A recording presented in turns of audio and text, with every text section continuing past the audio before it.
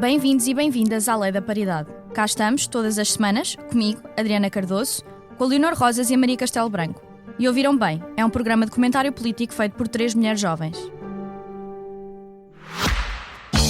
Caro ouvinte, daqui, posto emissor do Movimento da Música em Portugal. Eu sou Miguel Cadete, diretor do Blitz, e isto é um takeover.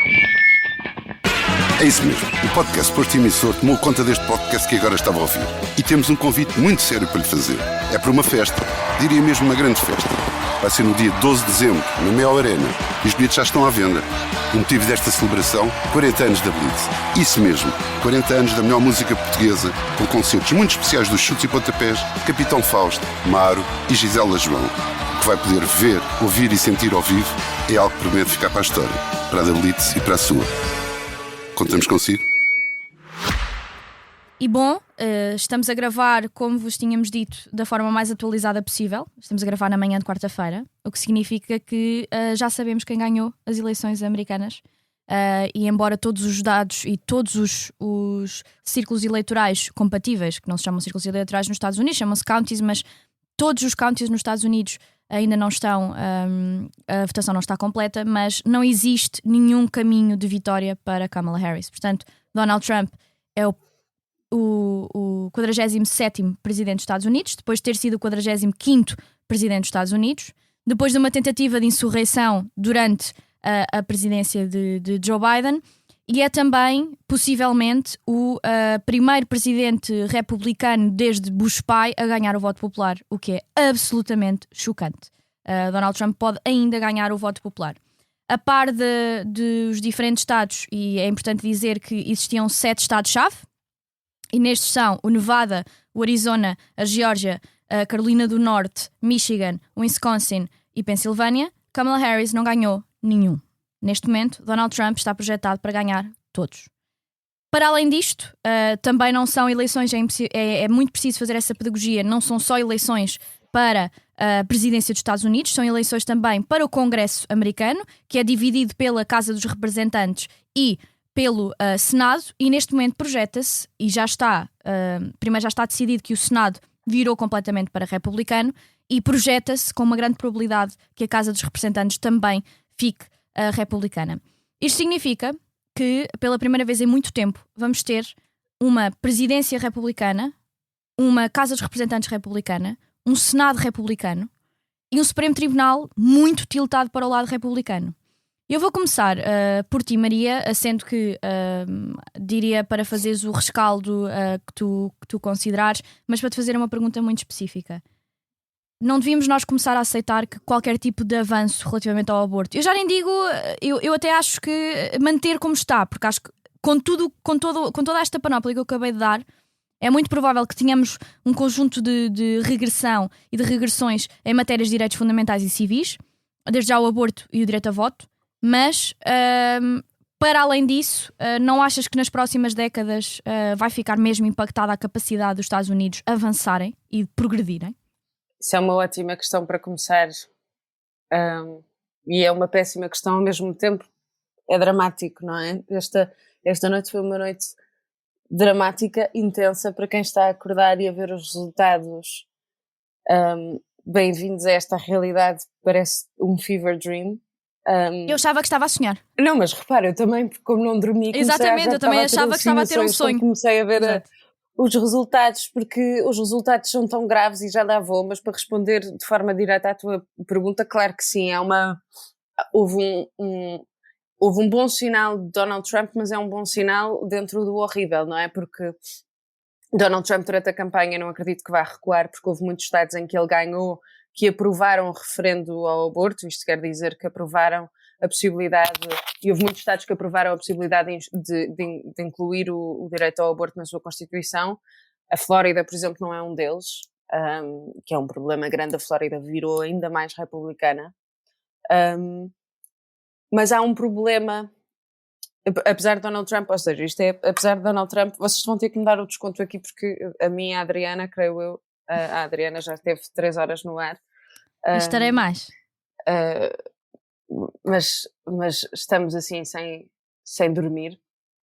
Mas Donald Trump disse várias vezes que não ia banir o direito ao aborto a nível federal, a nível nacional dos Estados Unidos, e que ia deixar a cada Estado, que parece bom à partida, mas é um exercício simples. É um direito fundamental acabar na fronteira de um Estado para o outro é um problema enorme. A mesma coisa com o casamento homossexual, por exemplo. O casamento homossexual estar codificado num Estado, ilegal num Estado e ilegal noutro, significa que o casamento acaba no momento em que o casal passa a fronteira.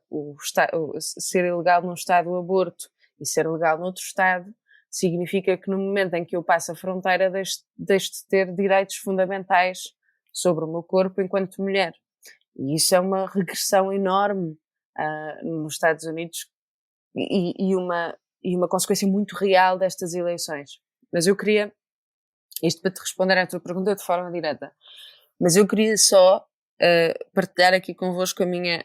Lá está, estava a falar do choque absoluto e parecia mesmo que estava num fever dream, porque a Kamala Harris perdeu quase todos os counties, que são os tais círculos que a Adriana falava, quase todos os counties a nível nacional. Quase todos.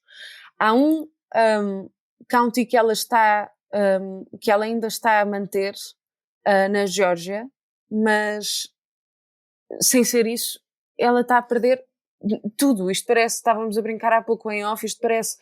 Lembram-se quando o José Rodrigues dos Santos abriu o telejornal a dizer morreram todos?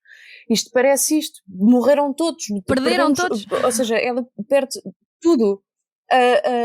Sim, em New Jersey, que não votou num candidato, não votava num candidato republicano desde 88, o Trump, ela ganhou New Jersey, mal seria, mas só por 5 pontos, por 200 mil votos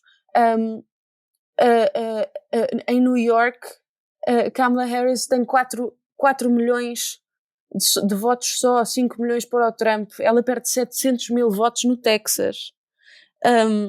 Em Ohio perdeu 200 mil votos, na Virgínia perdeu 200 mil votos. Isto, claro que estamos a falar às 9h22, às 9h20, 9h30 da manhã.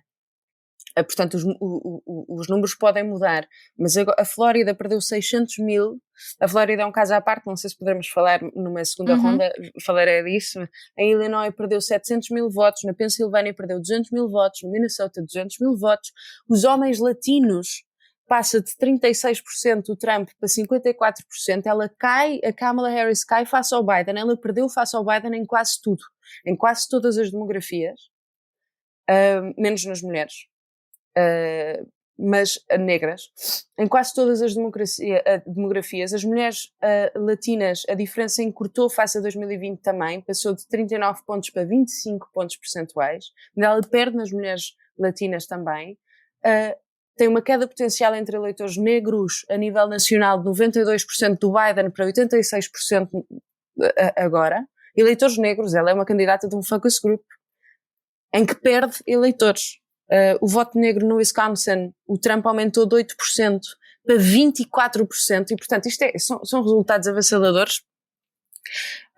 Eu ainda estou a processá-los, mas isto quer dizer uma coisa, quer dizer que o Partido Democrata se afastou das pessoas e acho que é mesmo importante começarmos a olhar para isto sem ver, sem culpar demografias, mas poderemos entrar mais nisto numa segunda ronda. Para não me alongar, passaria a palavra à Leonor. Não sei se a Adriana tem alguma, enquanto nossa moderadora oficial deste episódio especial, não sei se a Adriana terá alguma pergunta, mas passaria a palavra à Leonor. Leonor, eu perguntava-te, depois de fazeres a análise que tu considerares, como é que uma pessoa de esquerda, que por mais que não olhasse, e que tu és de esquerda, mas por mais que não olhasses para Kamala como uma candidata de esquerda, que acho que sob nenhuma circunstância pode ser, a não ser as franjas do Partido Republicano, ninguém poderia considerar de esquerda com todas as posições que teve. Mas há muito relato já, e já está mais do que provado, que há muito voto de pessoas de esquerda, mais à esquerda do Partido Democrata, que ou ficou em casa ou que fez down the ballot, ou write-in, ou seja, que escreveu o nome de candidato no ballot, o que significa que não contou para os dados oficiais da eleição. Nós falámos isto um pouco na altura, na eleição de Bolsonaro versus Lula, nesta questão de nenhum poder vir a ser o candidato de alguém, mas quando estamos numa escolha sobre a democracia, que os democratas devem fazer uma escolha. Tu concordas com isso? Sim, aliás, eu já tinha falado disto no nosso programa, e era mesmo sobre isso que eu gostava de falar nesta primeira ronda. Em primeiro lugar, dizer que eu não fiquei de direto a ver as eleições porque não sou assim tão junkie da política norte-americana por razões evidentes, mas que acordei e fiquei e me senti esmagada por estes resultados que saem, porque é não só uma vitória de Donald Trump, como uma avassaladora vitória de Donald Trump e, sobretudo, uma avassaladora derrota de Harris. E algumas coisas que eu gostava de começar por dizer. Dizer que não me revejo. E apesar de tudo, acho que as eleições no Brasil foram diferentes, mas já explico. Eu não me revejo na ideia de nenhum nem outro.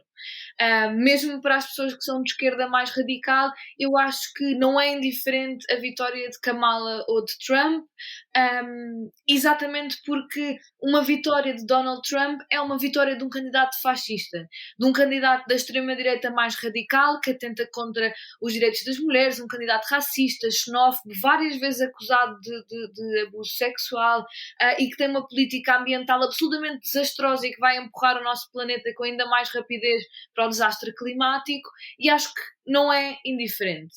Enquanto é óbvio que nas eleições, por exemplo, no Brasil, entre Lula e Bolsonaro, apesar de Lula não ser o candidato de uma pessoa que é de esquerda, da esquerda cafeinada, digamos assim. Da esquerda cafeinada, isso é um bom termo cunhado por Leonor Rosa, sim. Não deixa de ser muito Adoro! ser muito melhor do que a Kamala Harris. Pelo menos para mim seria sempre muito mais fácil votar em Lula da Silva do que em Harris, tal como nas eleições em França os democratas se organizaram para votar em Macron e nos candidatos de Macron contra a Frente Nacional, apesar de Macron ser um neoliberal, e acho que esse caso se aproxima mais do que se passou hoje nos Estados Unidos. Kamala Harris é uma neoliberal, fez uma política e fez uma campanha encostada à direita e a tentar chamar estes republicanos responsáveis, ponderados, enfim, fez uma campanha com várias destas figuras ao seu lado e a apelarem ao voto em si. Fez uma campanha e que eu acho, no meu entender, que foi muito a tentar disputar este eleitorado mais de centro e mais à direita, o que falhou redondamente e falhou absolutamente. Agora, antes de entrar nisso, gostava de dizer porque é que não é indiferente. Porque é que não é indiferente? E eu compreendo, eu vi várias pessoas a dizer nem um nem outro, as bombas vão continuar a chover no Médio Oriente e vão, a política para com a faixa de Gaza e a Palestina vai ser a mesma, ou vai ser muito parecido, o genocídio vai continuar.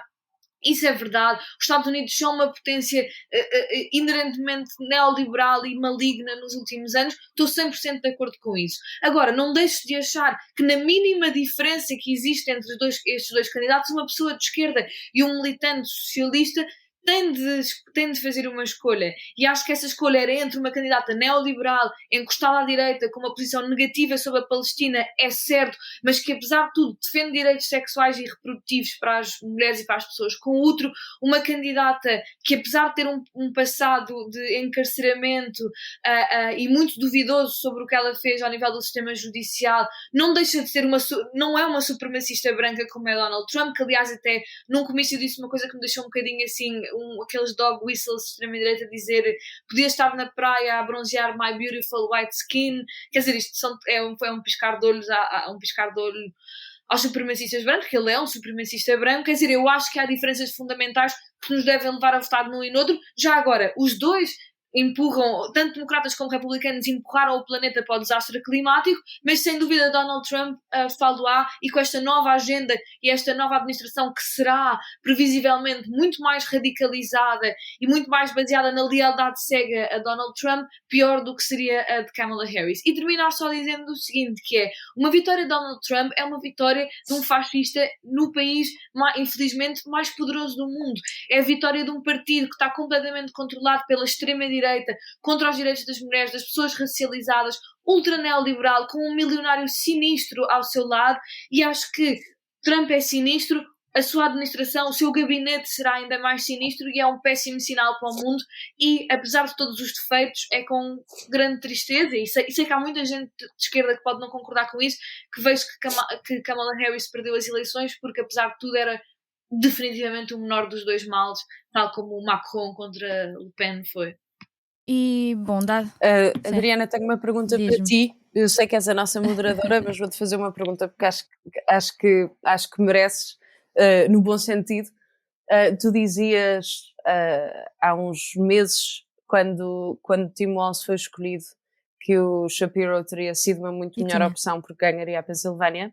A minha pergunta para ti, e tinhas razão na Pensilvânia, a minha pergunta para ti é, e é verdade que o Tim Walz nem ganhou nem o Rust Belt, portanto ele nem foi buscar, ele era um bom candidato. Obrigada por na pergunta já me fazeres o meu argumento. Por favor, prossegue. Não, a minha pergunta para ti, se quiseres depois, claro, expandir, é, mas tu achas mesmo que o Shapiro teria salvo alguma coisa sem ser a Pensilvânia? É porque neste momento, como as coisas estão, nem a Pensilvânia salvava. Eu já, uma excelente, como se faz quando não se quer responder à pergunta logo na televisão, é uma excelente pergunta, já vou responder. Vou começar, pronto, permitam-me dizer isto, eu já em agosto escrevi que Kamala Harris era, em julho aliás, quando ela se apresentou, eu escrevi que ela era uma péssima candidata. E escrevi logo quando ela se apresentou que os democratas iam perder a eleição. E porquê? Kamala Harris é uma má candidata do Rust Belt, é uma má candidata da América, que nós chamamos Middle America, da América real, da América do Rust Belt, da América de trabalhadores pouco especializados, com pouca remuneração e pouca educação. E, para além disso, é uma má candidata da nova coalition, que é aquilo que foi a coligação eleitoral que Obama conseguiu formar, porque, e mesmo antes de ter dados sobre ela, há uma coisa que eu sempre soube. Ela foi a candidata que em 2020, nas primárias do Partido Democrata, desistiu mais rapidamente. Foi a primeira a desistir. E foi a primeira a desistir porque chegou à Carolina do Norte e contra Joe Biden teve piores números nos afro-americanos que Joe Biden. Isto é uma pessoa que não consegue segurar numas primárias do seu próprio partido o eleitorado que lhe devia ser mais favorável. Portanto, isto ia ser sempre uma péssima candidata a apresentar. Eu sempre disse isto e acabei por ter razão. E porquê? Kamala Harris, e só vou dar um dado para ficar bem explícito para as pessoas o quão impactante, de uma forma tão impactante, de má foi esta candidatura. Há um condado no Texas que se chama Starr County, que é formado por 96% de latinos, que não era ganho pelos republicanos desde 1892. Kamala perdeu. Kamala conseguiu perder esse condado. Isto indica, para além daquilo que eu já tinha vindo a analisar, ela estava muito mal classificada nos latinos, muitíssimo mal classificada nesse eleitorado. Mal classificada porque nunca se separou da administração Biden, da qual ela é vice-presidente, e foi sempre vista como uma incumbente. Nunca se conseguiu separar das más políticas e da dificuldade de passar políticas efetivas de imigração da administração Biden. Foi-lhe perguntado no The View se ela faria alguma coisa diferente à administração Biden e ela disse que não, liminarmente, que não. E a partir daí, outro dado interessante é que em 58, em 62, em 68 e em 2008 nunca aconteceu um presidente com uma taxa de favorabilidade abaixo dos 15%, ele ou o seu candidato incumbente ganhar as eleições. Joe Biden tem uma taxa de favorabilidade de menos 17%. Portanto, isto nunca era a eleição de Kamala ganhar. Isto era a eleição de Trump potencialmente poder perder. A isto juntou-se uma campanha muitíssimo mal feita. Uma campanha em que considerou, primeiro que tudo, na escolha de vice-presidente, e vou ter que começar por aí. Para mim e para toda a gente, existiam 3 candidatos possíveis. Existia Mark Kelly, existia Tim Walz e existia Josh Shapiro. Eu percebo quem dizia ou diria que Mark Kelly podia ser uma boa escolha porque segurava o Sunbelt, segurava esses estados, e se ela conseguisse a Geórgia, se conseguisse o Nevada e se conseguisse o Arizona, ela ganhava a eleição, mesmo não ganhando a Pensilvânia. Era um caminho para a vitória. Ou então, o que eu achava que era a estratégia vencedora, considerando que não existe plataforma de imigração para os democratas, a única forma de ganhar era voltar à síntese do Partido Democrata trabalhista, de Middle America, do Rust Belt, da Pensilvânia, Michigan, Wisconsin, e escolher o Josh Shapiro. E porquê? E vou explicar, Maria, porque é que acho que estás errada. A razão pela qual o Josh Shapiro não foi escolhido era que o Michigan seria perdido. A taxa de favorabilidade de Josh Shapiro no Michigan é superior à de Kamala Harris. A taxa de favorabilidade de Josh Shapiro na Pensilvânia é superior à de Kamala Harris. A taxa de favorabilidade de Josh Shapiro no Wisconsin é superior à de Kamala Harris. Portanto, eu não estou a dizer que ele ia resolver este debacle enorme de eleição, mas tenho a certeza que ficaria mais próximo. E para além disso, tinha sido uma campanha... Mas repara, ela perdeu todos os swing states. É o que eu estou a explicar. Tu tinhas duas estratégias. Fechavas um lado dos swing states ou fechavas o outro lado dos swing states. São estratégias. Escolher o Tim Walz, que foi o que eu escrevi no Expresso, é a escolha quiche. Não é carne, não é peixe. Não existia uma estratégia de vitória aqui. Não existia razão para o escolher. Eu concordo, na altura preferia o Mark Kelly. Pronto, e eu consigo perceber. Sim. Eu não o preferia, mas não sendo o Josh Shapiro, o Mark Kelly pelo menos era uma estratégia para tentar ganhar o Sunbelt. Conseguia perceber essa estratégia. Depois, Kamala teve outro grande problema. Eu não lhe conheço uma ideia para a economia, para a inflação, para uma alteração de políticas públicas nos Estados Unidos. Não lhe conheço. Porque ela regimentou-se numa questão muito específica que eu acho que foi o erro dela. Não chega a virar-se para os americanos e dizer que a democracia está em risco. Fazia sentido há 2 meses, quando começou a sua campanha. Ter passado o último mês sem conseguir ter uma mensagem económica, sabendo que Donald Trump era preferido em 62% para questões económicas e não passar uma plataforma económica, e a única coisa que ela se verteu foi numa lógica de que as mulheres apenas votam com uma coisa em mente, que é no aborto, e mulheres suburbanas, pró-vida, e depois mulheres citadinas iam ter exatamente a mesma prioridade, iam todas votar democrata exatamente por causa do aborto, era não saber ler o país.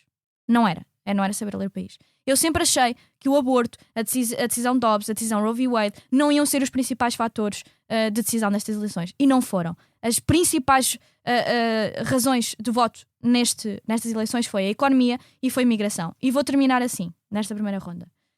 Virar-se para os americanos e dizer consecutivamente: vocês sentem que a vossa comida, a vossa gasolina, o vosso custo de vida está elevado, mas nós temos dados macroeconómicos da economia que está melhor. Isto não é uma campanha, isto não é uma mensagem económica. Isto foi a campanha de Kamala Harris. Não ser capaz de entender as preocupações, responder que fez um caminho progressivamente positivo, mas que há muito mais para fazer. Isto são as medidas que eu vou elencar, em vez de ir ao Breakfast Club e tentar ter medidas só para jovens empresários afro-americanos para tentar segurar esse eleitorado, ter uma plataforma de políticas públicas. Kamala Harris não teve. Assim sendo, nunca para mim, e vou ser sincera, eu nunca achei que isto fosse acontecer. Eu nunca achei que estivéssemos a acordar com um Senado, a Casa dos Representantes, uma presidência republicana e com Donald Trump poder ganhar o voto popular. Nunca considerei. Mas com esta campanha e com esta candidata, que eu achei mais provável que Donald Trump ganhasse, sim. Vou passar para ti, Leonor, para nesta segunda ronda e ronda final, sendo que eu vos sugeria-vos nós também pensarmos aqui um bocadinho no futuro, não é? Porque nós temos um partido republicano e nós sabemos, por exemplo, neste momento, que nos Estados Unidos não importa se os mandatos são consecutivos. Uma pessoa só se pode candidatar 2 vezes à presidência. Donald Trump foi presidente em 2016, é presidente agora, não se vai poder candidatar de novo. E no seu discurso que foi feito hoje de manhã é Zine, Portugal, hoje à noite é Zine, Estados Unidos, ele elencou J.D. Vance como o seu pródigo Benjamin futuro para as próximas eleições. E eu pergunto-vos às duas, e porque eu acho mesmo que os democratas precisam de fazer um soul searching, se vocês acham que há alguma possibilidade de Kamala não apontar rapidamente um sucessor e os democratas não terem para as midterms umas primárias muito bem participadas e deixar cair o comboio Kamala Harris, porque claramente ela nunca mais vai poder voltar a ser candidata depois desta derrota esmagadora. O que é que tu achas, Leonor? Sim, nesta última ronda eu gostava de falar sobre 3 coisas. A primeira é a questão das mulheres, a segunda da economia e uma terceira sobre o futuro, exatamente como tu apontaste. Muito rapidamente, sobre as mulheres. A revogação do Roe v. Wade e estes atentados contra os direitos sexuais e reprodutivos são uma realidade nos Estados Unidos com o avanço da extrema-direita, tal como são noutros países do mundo, como vimos, por exemplo, na Polónia, em que o direito ao aborto voltou para trás devido a um governo de extrema-direita. E acho que isto é absolutamente decisivo. E há uma coisa que eu gostava mesmo de deixar expresso, que é: por muito que Kamala tenha sido uma péssima candidata e tenha tido esta avalanche republicana que ninguém esperava, apesar de tudo e da negatividade e dos fatores negativos, acho que ninguém esperava, e a Adriana disse e eu concordo, esta brutalidade da vitória de Donald Trump, vai uma palavra mesmo muito sincera e forte para todas as mulheres nos Estados Unidos que têm os seus direitos sexuais e reprodutivos em risco, porque e acho que isto é muito importante de sublinhar. A política da extrema-direita começa muitas vezes nos corpos das mulheres, nos nossos corpos, e nós temos visto isto noutros sítios do mundo, na regulamentação da autodeterminação sobre o direito ao aborto, e nós sabemos que não vai parar aí. E acho que é muito importante deixar esta palavra para as mulheres nos Estados Unidos e dizer que, se é verdade que é um assunto determinante para todas as mulheres, a questão do aborto, é também verdade que não chega a fazer só política com base nisso. Houve várias reportagens, até na televisão portuguesa, a passar sobre se as mulheres seriam determinantes para a vitória de Kamala Harris ou não. A verdade é que não foram. E a verdade é que não podemos cingir as mulheres a uma identidade de género sem pensar na identidade de classe dos Estados Unidos. E acho que o que a Adriana disse sobre economia é muito verdade. Como é que se pode fazer uma campanha sem lidar factualmente e diretamente com os problemas brutais que afligem a vida dos americanos, sobre a inflação, sobre os preços que subiram e não desceram e não vão descer, sobre um Estado Social que continua a ser inexistente, sobre um Sistema Nacional de Saúde em que as pessoas se endividam para conseguir sobreviver, com um sistema de educação em que as pessoas têm de endividar a poupar uma vida toda para poder estudar, com pessoas a ganhar miseravelmente, sem salários mínimos fixados em muitos sítios. Quer dizer, eu acho que perspectivar a derrota da extrema-direita não é só apelar a que as mulheres votem em nós ou apelar a que a democracia está em risco. Tem de ser uma política de transformação da vida das pessoas. E uma coisa que falta nos Estados Unidos é um candidato, uma candidata que traga ou que volte a trazer, houve candidatos no passado, como vocês sabem, que me entusiasmaram bem mais, que traga de volta uma política socialista, transformadora e uma alternativa. E nisto vocês não estão de acordo, mas eu acho que quem de esquerda ouve, é completamente sinistro este modelo fechado sob dois partidos que em muitas coisas convergem, ser uma verdadeira alternativa à esquerda. E acho que é isso que também nos motiva muitas pessoas dos Estados Unidos que são de esquerda, que são socialistas, a irem às urnas votar em Kamala Harris. É preciso mais opções, é preciso uma política radical e transformadora para os Estados Unidos, se é que os Estados Unidos têm uma salvação como eles são, que um parêntese não posso deixar de fazer. É preciso que surjam esses candidatos e que haja um espaço democrático para mais alternativas para além do Partido Democrata e Republicano. E acho que é um sistema, todos os sistemas bipartidários para mim são sinistros, este é um sistema sinistro, e acho que é preciso haver essa transformação. E, terminando, eu acho que falar sobre o futuro agora é importante. Podemos ficar a remoer, a rever os resultados, mas acho que não nos devemos deixar cair, como dizia o Gramsci, num sentimento vulgar e banal de pessimismo. É péssimo o que está a acontecer, mas é preciso, para começar, toda a solidariedade com as mulheres e com os trabalhadores, com as pessoas racializadas e LGBT dos Estados Unidos que vão sofrer com esta administração, mas também é importante a reorganização, pensar o que é que se pode fazer daqui para a frente. Porque eu acho que J.D. Vance, e já é muito falado sobre isso, é um ótimo sucessor para Donald Trump. É mais novo, mais inteligente, mais capaz, fala melhor. Quer dizer, eu acho que ele é um perigo, porque ele representa uma continuação de um fenómeno que muitos julgavam ser um epifenómeno pessoalista, mas ele representa a possibilidade de uma continuação, que é uma coisa que, por exemplo, não existe propriamente no Brasil de Bolsonaro, ou seja, na sequência de Bolsonaro, e existe agora com J.D. Vance. Acho que definitivamente Kamala Harris mostrou ser uma má candidata. Não vejo um futuro político para ela. Vejo sim a necessidade da esquerda do Partido Democrata, ou de uma esquerda ao lado do Partido Democrata, se organizar para disputar, porque acho que o que faltou exatamente aqui é ser de esquerda. Só a esquerda derrota a extrema-direita, não é fingindo que se é assim um republicano moderado, ou chamando esses republicanos do bom senso, que se faz uma campanha para disputar um país, e é isso. E lá está. O Império está cada vez mais decadente. Maria, faço-te uma pergunta na sequência do que a Leonor disse e tu pegas como quiseres. Num país que tiltou tanto à direita e que hoje existiu um shift tão grande, até de eleitorados tradicionalmente de esquerda para a direita, achas que esta posição da Leonor de que a campanha devia ter sido mais de esquerda era aquilo que decidiria a eleição? Eu acho Sim, sempre a que estava a devia dizer ser mais isto. E nós, esquerda. Nós, apesar de estarmos à distância, eu e a Adriana estávamos aqui a rir-nos um pouco, porque eu acho que não podia. Nós às vezes concordamos, mas eu acho que aqui Não podíamos estar poderia mais em discordar mais da desacordo, Leonor. exatamente.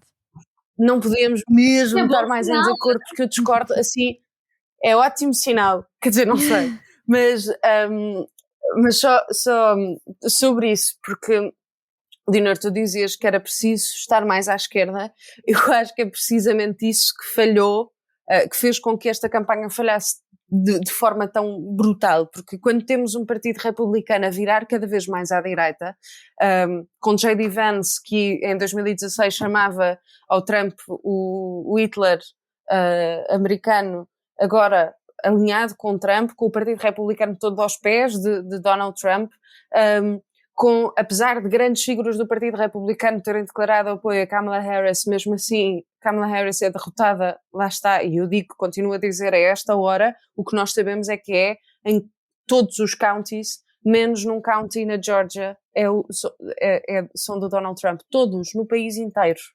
Portanto, mesmo com isto, Trump ganha. Isto quer dizer o quê? Que houve um shift brutal para a direita, mas não acho que todos, já lá vou, mas não acho que todos sejam racistas, xenófobos, machistas, etc. Donald Trump é, mas não acho que todos os eleitores sejam. Mas quando há um shift tão grande, o centro fica órfão.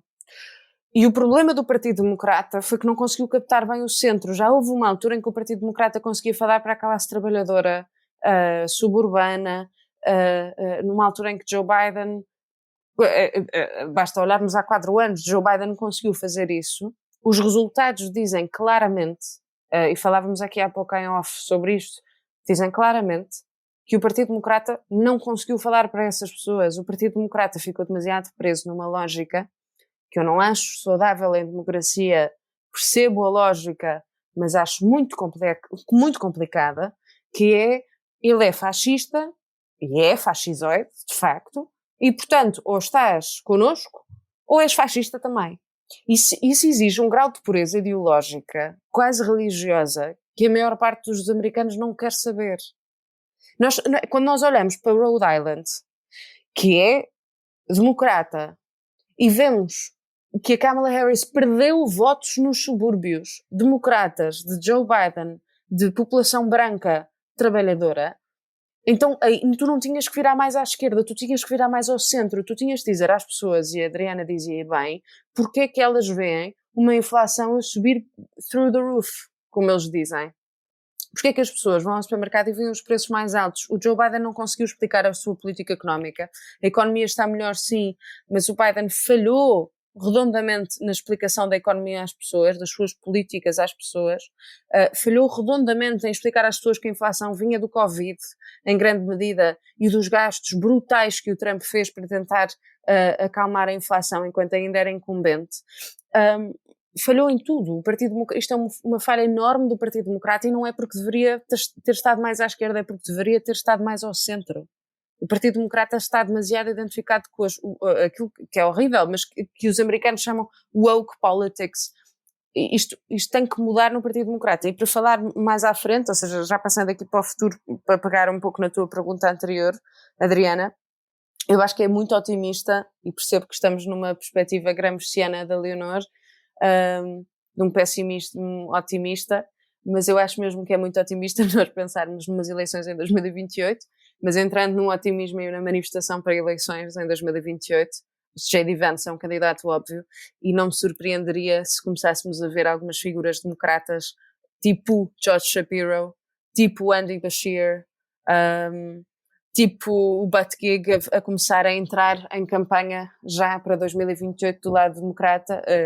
Entristece-me dizer isto, mas não sei se o Partido Democrata quererá apostar numa terceira mulher, porque está com um track record um pouco difícil neste momento, portanto eu apostaria num homem para 2028 do Partido Democrata, mas lá está, isto é achando que o Partido Democrata vai conseguir ir a eleições em 2028. O Donald Trump já disse várias vezes que para votarem nele depois nunca mais iam ter que votar, portanto pergunto-te, Adriana, qual é que é a tua perspectiva para o futuro? Estás tipo otimista, pessimista, otimista? Como vocês me conhecem, eu sou uma pessimista nata, E é por isso que eu já dizia há algum tempo que o Trump ia ganhar. Para além disso, sou cética. E eu tenho um ceticismo porque acho que os democratas têm problemas históricos. Os democratas têm um problema histórico com o colégio eleitoral. E ficou definido nesta eleição. E isto é o quão má candidata Kamala Harris foi. Isto é o quão má.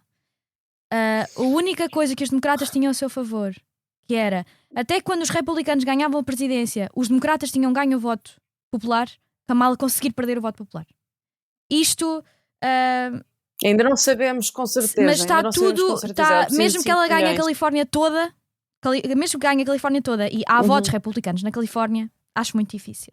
Sim, eu sei. Portanto, ela precisa de 5 milhões neste momento. Acho muito difícil. Se existir um milagre e ela ganhar o voto popular, vai ser por muito pouco. E isto prova quão má candidata ela é. Num país que está geracionalmente e que está...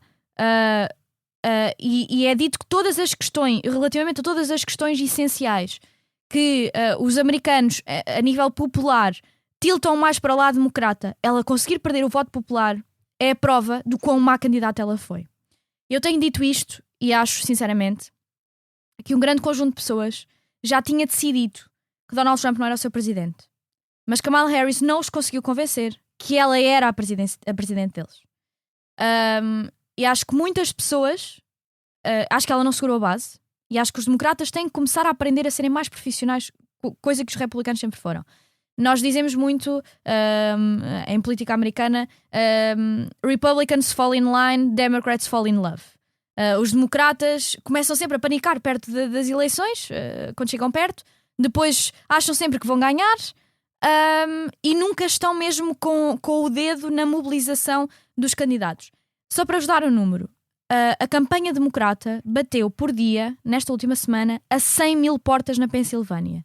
E mesmo assim ela perdeu a Pensilvânia. Portanto, se tu consegues aceder às portas das pessoas e depois elas não votam em ti, sendo que o Estado, nas questões essenciais, tilta para o teu lado, é porque a tua mensagem é má. É porque a Kamala Harris é uma má candidata. É porque ela não era a pessoa certa nesta eleição em específico. E por isso mesmo, acho que ela tem que desamparar a loja completamente. Completamente desamparar a loja neste momento. Tem que fazer um enorme meia-culpa por ter tentado colocar para baixo uma figura que tinha capacidade de ressurgir como o Pete Buttigieg. O Pete Buttigieg nem foi vetado para ser vice-presidente, que é algo consternante, pura e simplesmente. Pete Buttigieg e Josh Shapiro foram, e várias reportagens nas notícias e na imprensa americana diziam que ela se incompatibilizou à partida com eles os dois porque considerou que eles a poderiam ofuscar a nível de campanha. Espero que este pequeno toque de narcisismo e que ela consiga conviver bem com ele, sinceramente.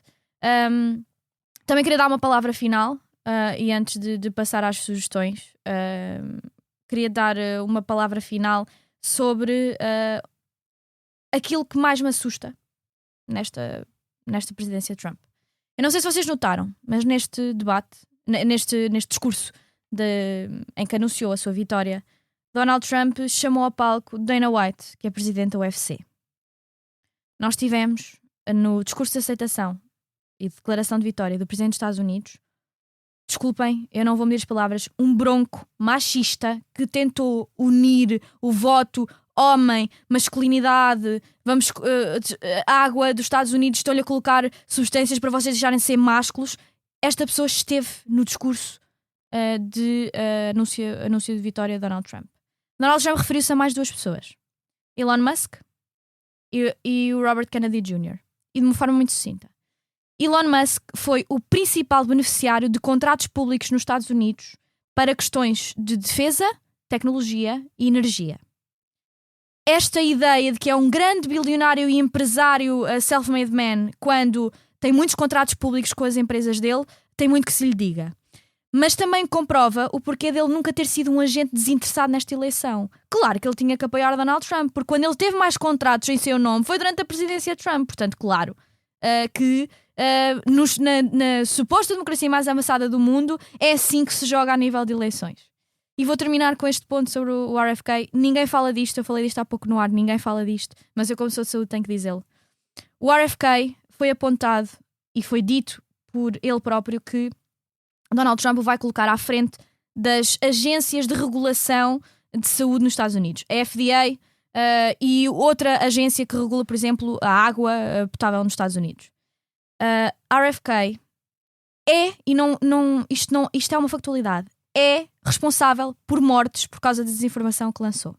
Em 2019 foi convidado a ir a Samoa por um grande ativista anti-vacinas na zona e depois de, em 2018, ter falecido uma pessoa porque tomou uma vacina em que foi descoberto que foi um erro da enfermeira que misturou a vacina com relaxante muscular e que a pessoa morreu por um erro da enfermeira, começou a propagação de uma teoria naquela zona, naquela ilha, de que as vacinas matavam. E então, um ativista anti-vacinas chamou RFK para ir lá. Ele foi lá com a sua mulher.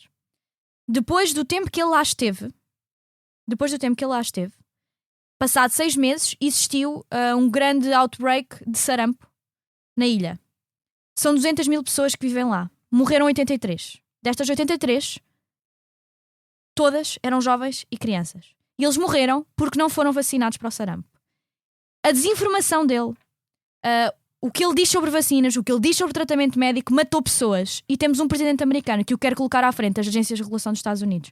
Eu tenho mais medo, não dele como presidente só, mas daquilo que ele vai fazer numa administração.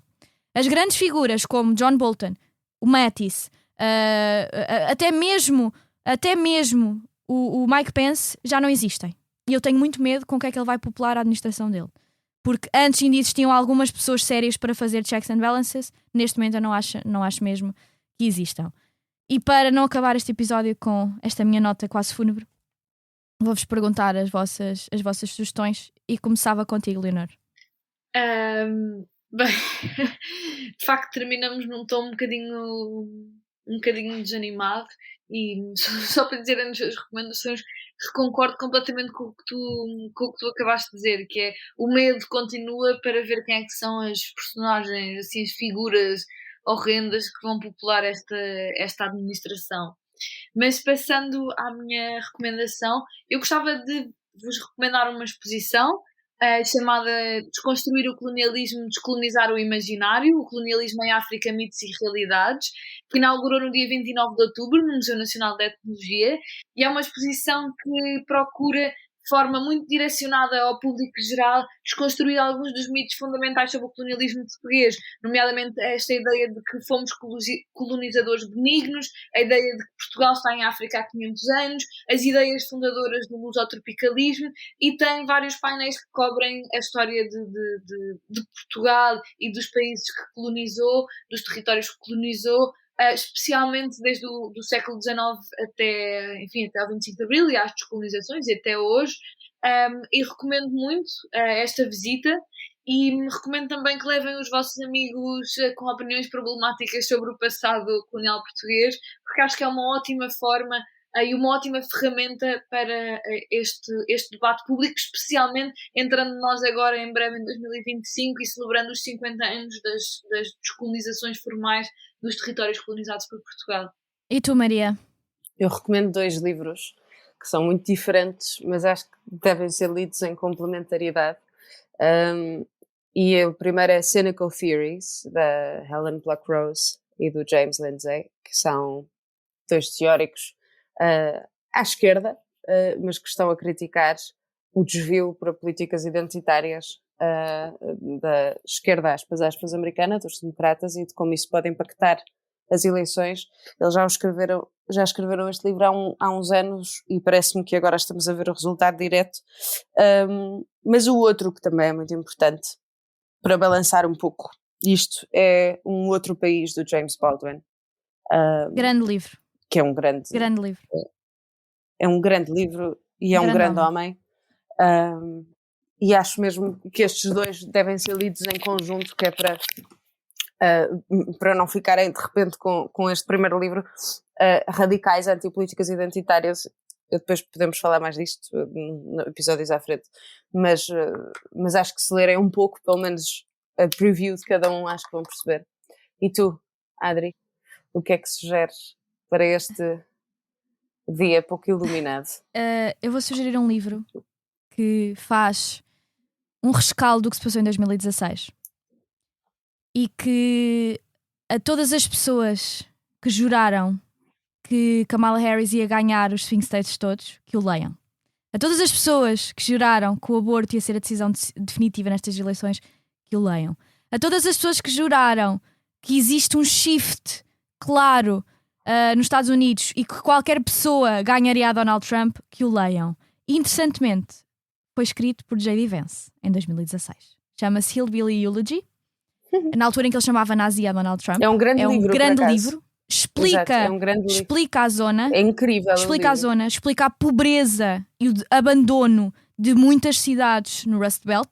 Explica como as políticas ambientais dos democratas têm esquecido essas zonas. E explica o porquê de estas zonas em específico demograficamente tiltarem muito para lá de contra dos democratas por problemas de abuso, de pobreza, de abuso de substâncias, por uma crise de opioides que foi deixada em estados que depois entregou pessoas à heroína e neste momento ao fentanil, porque já não tinham dinheiro para conseguir consumir opioides e foram abandonados pelas autoridades de saúde dos Estados Unidos. E ele, um filho de uma toxicodependente americana, pobre, que viveu com os avós, foi para os Marines, entrou em Yale e neste momento, e ele próprio admite no livro, é uma pessoa altamente privilegiada. Se esta pessoa é a pessoa que agora faz os pontos que faz e diz as coisas que diz, sendo candidato a Donald Trump, muito cuidado, porque ele mete mais medo que Donald Trump.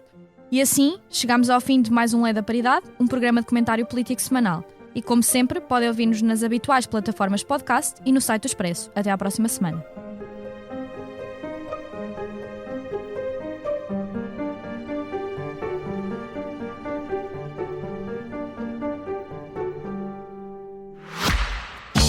Caro ouvinte, daqui, posto emissor do Movimento da Música em Portugal. Eu sou Miguel Cadeia, diretor do Boletim Isto é um Takeover. É isso mesmo, o podcast Posto Emissor tomou conta deste podcast que agora estava a ouvir. E temos um convite muito sério para lhe fazer. É para uma festa, diria mesmo uma grande festa. Vai ser no dia 12 de dezembro, na Mel Arena. E os bilhetes já estão à venda. O motivo desta celebração, 40 anos da Blitz. Isso mesmo, 40 anos da melhor música portuguesa, com concertos muito especiais dos Chutes e Pontapés, Capitão Fausto, Maro e Gisela João. O que vai poder ver, ouvir e sentir ao vivo é algo que promete ficar para a história, para a da Blitz e para a sua. Contamos consigo?